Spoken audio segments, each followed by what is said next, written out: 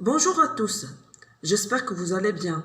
Aujourd'hui, je vous invite à une nouvelle leçon de langue dont l'objectif est d'utiliser une proposition incise dans un dialogue. Dans la leçon de lecture précédente, nous avons vu ensemble la valeur du dialogue dans le récit. Ainsi, nous avons appris que, en plus du fait de faire avancer ou de retarder l'action, le dialogue permet de créer l'effet de réel, de rendre la scène vivante, etc. C'est pourquoi nous allons voir aujourd'hui ce qu'est la proposition incise, son utilité, c'est-à-dire à quoi elle sert, et comment on peut la reconnaître, c'est-à-dire comment on peut la repérer. Pour cela, nous allons voir ensemble l'extrait du roman d'aventure de Jules Verne, un écrivain français qui s'intitule « Le tour du monde en 80 jours ». Et maintenant, je passe à la lecture de l'extrait du roman d'aventure « Le tour du monde en 80 jours » de Jules Verne. Vous suivez avec moi. Vous allez trouver le texte à la page 164 du manuel scolaire Parcours. Passepartout se montra. « C'est la deuxième fois que je vous appelle, dit Monsieur Fogg. »« Mais il n'est pas minuit, répondit Passepartout, sa montre à la main. »« Je le sais, reprit Phileas Fogg, et je ne vous fais pas de reproches. Nous partons dans 10 minutes pour Douvres et Calais. » Une sorte de grimace s'ébaucha sur la ronde face du Français. Il était évident qu'il avait mal entendu. « Monsieur se déplace » demanda-t-il. « Oui, répondit Phileas Fogg. Nous allons faire le tour du monde. »« Le tour du monde » murmura-t-il. « En 80 jours, répondit Monsieur Fogg. Ainsi, nous n'avons pas un instant à perdre. »« Mais les malles » dit Passepartout qui balançait inconsciemment sa tête de droite et de gauche. « Pas de mal, un sac de nuit seulement. » Nous constatons qu'il s'agit ici d'un dialogue. Donc nous avons des paroles de personnages rapportées directement. Le narrateur, pour rapporter directement ces paroles, a utilisé à chaque fois une proposition contenant un verbe de parole, qu'on appelle aussi verbe introducteur. Maintenant, la deuxième version du dialogue que je vous ai lu tout à l'heure. Passepartout se montra. « C'est la deuxième fois que je vous appelle, mais il n'est pas minuit. Je le sais, et je ne vous fais pas de reproches. Nous partons dans 10 minutes pour Douvres et Calais. » Une sorte de grimace s'ébaucha sur la ronde face du Français. Il était évident qu'il avait mal entendu. « Monsieur se déplace ?»« Oui, nous allons faire le tour du monde. »« Le tour du monde en 80 jours.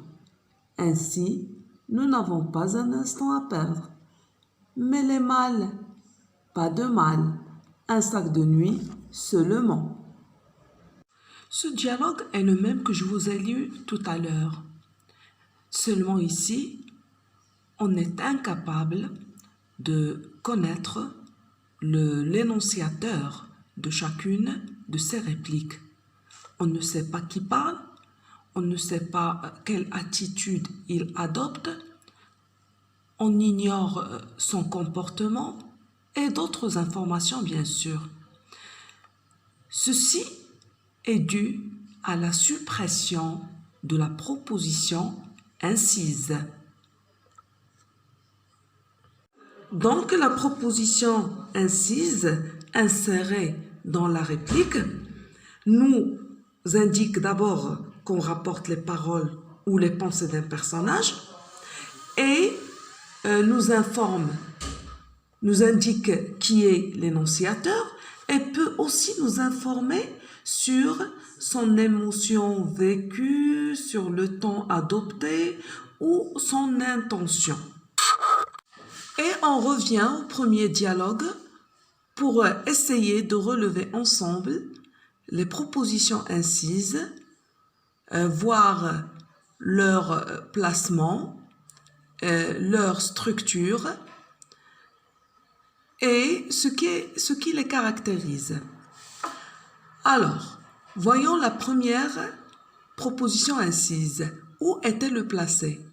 Elle est placée à la fin de la réplique, par laquelle elle est séparée d'une virgule. On voit qu'il y a une virgule qui sépare la proposition incise de la réplique du personnage. Donc, le verbe de parole que l'on trouve dans cette proposition incise est le verbe dire. Le verbe dire suivi du sujet qui est l'énonciateur.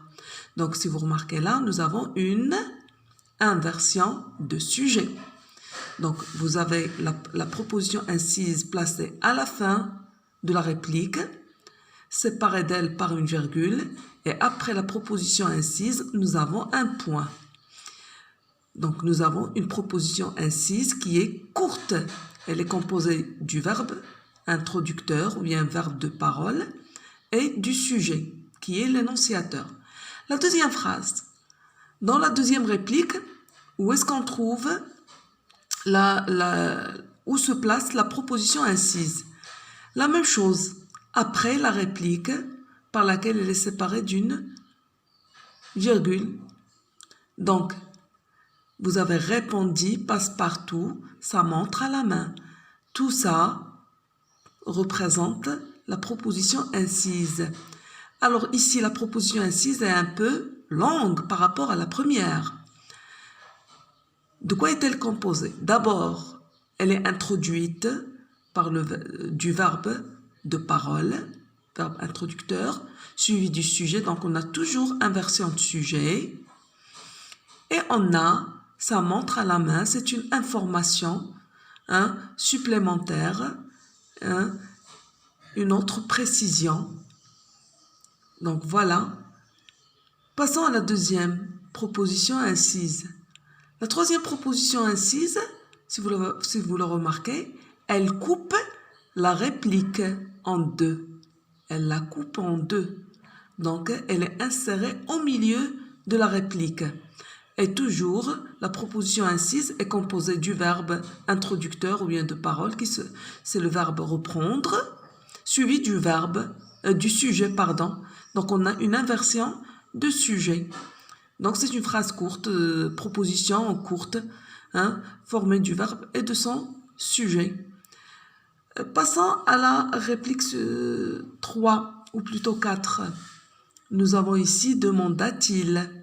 Remarquez là, si ici, dans la troisième réplique, la proposition incise, elle est mise entre deux virgules, puisqu'elle coupe la réplique en deux, ici, elle se place à la fin. Elle est après la réplique. Et remarquez, est-ce qu'il y a une virgule ici? Non. Pourquoi? Parce qu'on a le point d'interrogation. Donc, lorsque la réplique se termine par un point d'interrogation, on n'a pas besoin d'une virgule pour séparer la proposition incise de la réplique. Donc, nous avons, après le point, lorsque vous avez point d'interrogation, point d'exclamation, ou bien les points de suspension, les 3 points de suspension, on n'a pas besoin de mettre une virgule. On met directement la proposition incise. Et là, comme vous le remarquez, on a encore une fois inversion de sujet. Et à la fin, on a un point. Là encore, toujours la proposition incise qui coupe la réplique en deux. Et donc, nous avons toujours l'inversion. Elle est séparée de la première partie de la réplique par une virgule. Oui. Et vous avez ici un point. Donc, et la proposition incise est composée du verbe introducteur ou de parole, suivi du sujet. Toujours inversion de sujet. La réplique suivante, nous avons la réplique « Le tour du monde », point d'exclamation. C'est la réplique, la parole du personnage. Et vous avez la proposition incise, murmura-t-il. Remarquez le choix du verbe murmura-t-il. C'est un verbe introducteur qui introduit la parole, mais aussi il nous indique comment le personnage prononce la réplique. Il ne va pas crier, il ne va pas la prononcer à voix haute, mais murmurer. Le tour du monde, comme ça, à voix basse, murmurer. La réplique suivante, nous avons la proposition incise, se trouve à la fin de la première partie de la réplique,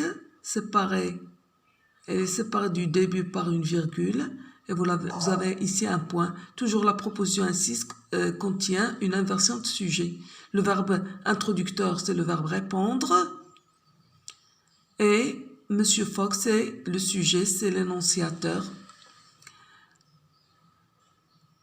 Dans la dernière réplique où il y a la proposition incise, « Mais les mal » dit Passepartout, qui balançait inconsciemment sa tête de droite et de gauche. Là, nous avons une proposition incise qui est longue, parce que en plus du verbe de parole qui indique que la parole est rapportée et indique l'énonciateur, il nous fournit des informations sur l'attitude ou le comportement du personnage de l'énonciateur par Passepartout qui balançait inconsciemment sa tête de droite et de gauche.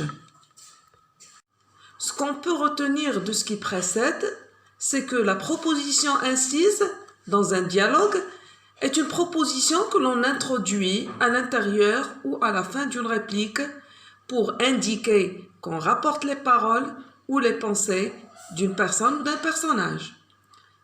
On peut repérer la proposition incise car, premièrement, elle coupe la réplique et elle est mise entre deux virgules, comme dans l'exemple suivant. « J'ai décidé d'abandonner mes études », lui confia-t-il. « Surtout ne le dis à personne. » La proposition incise est au milieu. Elle est encadrée par deux virgules. Deuxièmement, elle peut être située à la fin. Dans ce cas, elle est séparée de la parole par une virgule ou un autre signe de ponctuation, un point d'exclamation ou un point d'interrogation ou encore 3 points de suspension. Et se termine par un point, comme dans l'exemple suivant. « Qu'avez-vous, monsieur? Vous ne vous sentez pas bien ?» lui demanda la secrétaire qui entrait alors. Voyez, la proposition incise ici dans cette phrase est située à la fin, après la réplique. La réplique se termine par un point d'interrogation, donc on n'a pas besoin de mettre une virgule. On met directement la proposition incise qui se termine par un point. Troisièmement, elle est introduite par un verbe de parole ou de pensée placé avant le sujet. Donc, on a là, dans la proposition incise, nous avons toujours inversion de sujet. Remarque, c'est déjà noté avant, si la parole se termine par un point d'exclamation, un point d'interrogation ou des points de suspension, on ne met pas de virgule devant la proposition incise. Quant au verbe de parole qu'on peut utiliser dans la proposition incise, je vous présente quelques-uns. Dire, répondre, reprendre, murmurer, confier, demander, ordonner, prier, chuchoter, renchérir, déclarer. Et bien sûr, il y en a d'autres verbes de parole qu'on pourra rencontrer dans des exercices. Notre leçon prend fin. Je vous dis au revoir.